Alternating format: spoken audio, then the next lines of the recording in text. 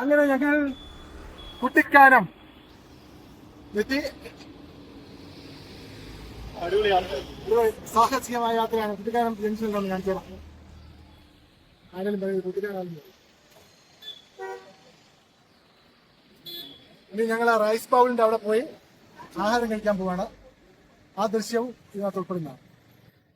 ഞങ്ങള് കുട്ടിക്കാനം വരെ ഞാനും കണ്ണനും സൈക്കിൾ ചവിട്ടി. 72.26 അല്ലേ, 6.5 മണിക്കൂർ എടുത്തു. എൻ്റെ വീട്ടിൽ നിന്നും സൈക്കിൾ ചവിട്ടി ഇവിടെ വരെ എത്തി. 2 സൈക്കിളിൽ.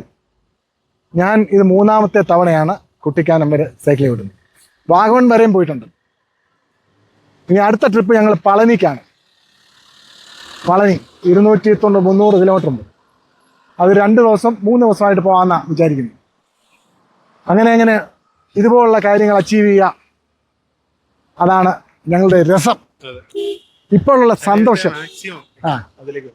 ശരീരത്തെ മാക്സിമം അതിനെ പിഴിഞ്ഞ് മുഴുവൻ ചാറെടുത്തു.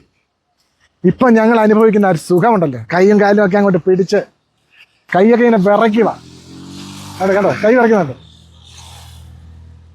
ഫുൾ എനർജി തീർന്നു. ഇനി ഞങ്ങൾ റൈസ് ബൗളിൽ നിന്ന്